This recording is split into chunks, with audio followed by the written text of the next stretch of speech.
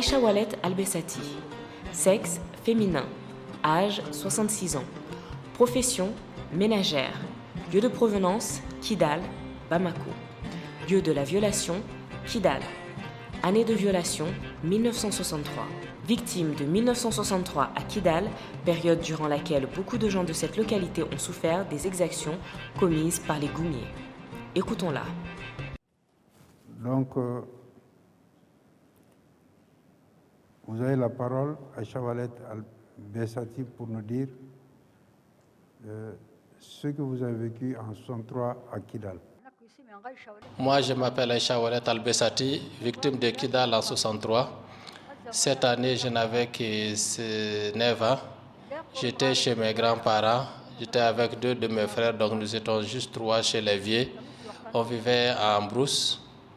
Un matin, des gargoumiers sont venus nous voir avec des armes. Ils étaient à dos de chameau. Ils ont dit aux vieux, il faut qu'ils nous fassent déménager pour Aguelhok. Le grand-père a dit, qu'est-ce qu'il va faire à Aguelhok, qu'est-ce qu'il a gâté. Et c'est tout. Ils lui ont dit qu'il faut qu'on parte à Aguelhok. On est obligé d'aller à Aguelhok. Donc on est monté à dos d'âne et ils nous ont suivis à dos de chameau. Ils avaient l'air marrons jusqu'à nous amener à Aguelhok. Quand on est arrivé à Aguelhok, ils nous ont laissés dans un espace où il n'y avait ni arbre ni maison, rien, sous le soleil. Ils nous ont laissés. Notre bétail aussi, c'est là-bas, aussitôt arrivé là-bas qu'on en a fini, même une vieille chèvre. Ils ont tout pris, ils nous ont tous pris. Il y a des voitures qui sont venues de Kidal. Après quelques jours à Aguelhok, ils disent qu'il faut qu'ils nous transfèrent à Kidal. Et c'est tout. On est obligé ainsi, des gens qui étaient armés, et quelqu'un qui avait des armes, c'est pas quelqu'un avec qui il faut se battre. Donc on était obligé d'aller à Kidal. Arrivé à Kidal, ils ont pris nos vieux, ils les ont mis en prison. Nous, les enfants, ils nous ont mis à l'école, nous 3. Les femmes, elles étaient aussi en prison, mais à l'espace libre. Mon vieux, lui, il était à l'intérieur de la prison. Les femmes étaient à l'espace libre. C'était juste un espace libre. Il y a beaucoup de femmes.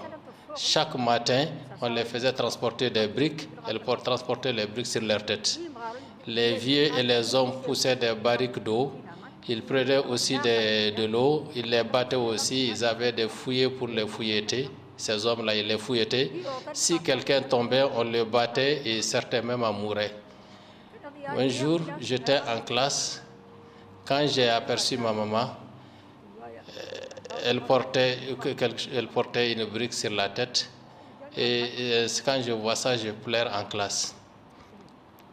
Après ça, un jour, mon père, ce jour, j'étais pris le cahier de visite avec des enfants. On est parti au dispensaire. Quand mon père est arrivé, il était tenu par des gardes. Il avait la jambe cassée suite à une balle. Quand j'ai vu mon père, il m'a donné la main, j'ai pleuré.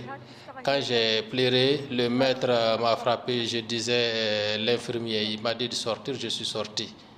Et c'est là-bas que j'ai vu aussi les animaux sur lesquels il tirait quand on quittait. Ça, c'est un passage que j'ai même oublié. Là où il tirait sur les animaux et les chameaux qui étaient juste en pâture dans la brousse. Ça, c'est quelque chose que j'ai en tête, mais je ne comprenais pas pourquoi quelqu'un pouvait abattre du bétail comme ça. Mon père était assis ainsi, il me disait, et c'est depuis ce jour à l'hôpital que je ne l'ai plus vu. Je ne l'ai plus vu jusqu'à son décès. Ils l'ont pris, lui et plusieurs autres hommes arrêtés. Ils les ont amenés au niveau d'un cours d'eau. Ils ont demandé à la population de venir assister à leur mise à mort. Mon père faisait partie d'eux.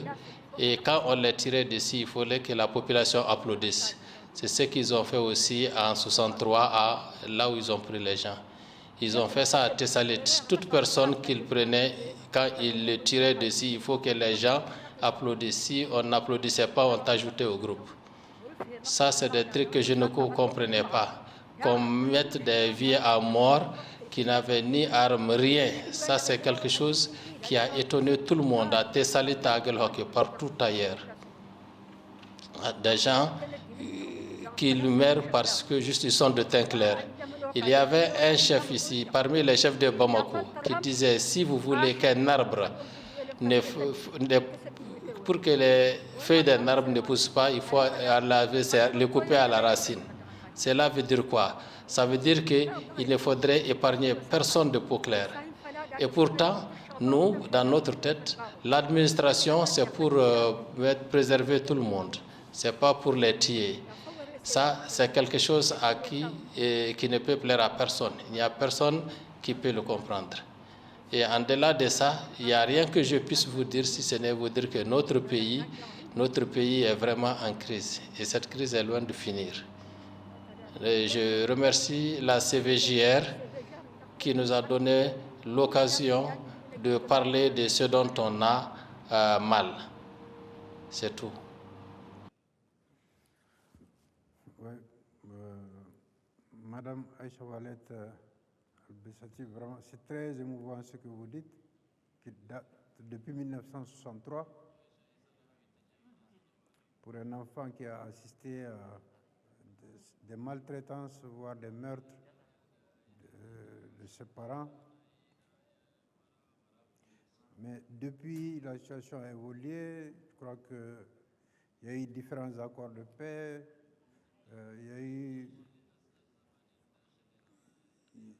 Je crois que la situation a changé quand même à Kidal, j'espère. Aujourd'hui, avec ces souvenirs, mais avec la situation actuelle, dans quel sentiment vous avez aujourd'hui et avez-vous un message, malgré cela, aujourd'hui, à la communauté nationale?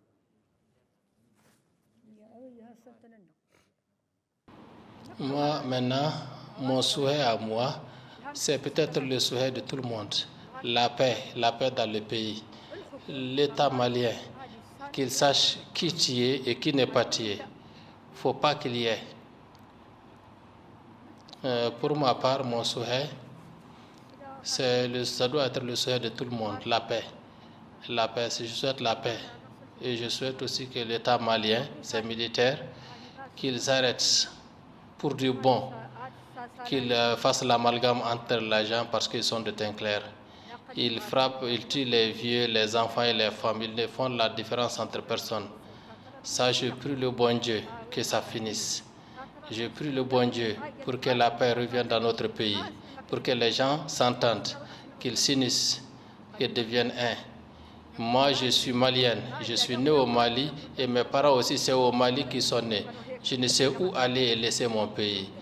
Donc ça, ce mal, nous demandons à Dieu, nous demandons au Mali qu'il nous en soulage et qu'il l'ôte de toutes les régions. Ce n'est pas seulement Kidal, à Tombouctou, à Goundam, partout ailleurs. Qu'ils arrêtent de faire l'amalgame. Si cela est fait, il y aura la paix et que le Mali prenne sa responsabilité. Les militaires aussi. C'est le message que j'ai. Je vous remercie beaucoup. C'est nous qui vous remercions. Vraiment, après tout ce que vous avez subi, je crois que vous faites preuve quand même de beaucoup de résilience. Et votre message fort, c'est la fin de l'amalgame. Qu'on ne traite pas les gens en fonction de la couleur de leur teint. Tout Touareg n'est pas rebelle. Donc, et vous avez souligné encore que votre nationalité malienne, vous n'avez pas d'autre nationalité que la nationalité malienne, mais il est important que tous les fils du Mali soient traités de la même façon, à égalité. Donc, merci infiniment pour ce message très fort.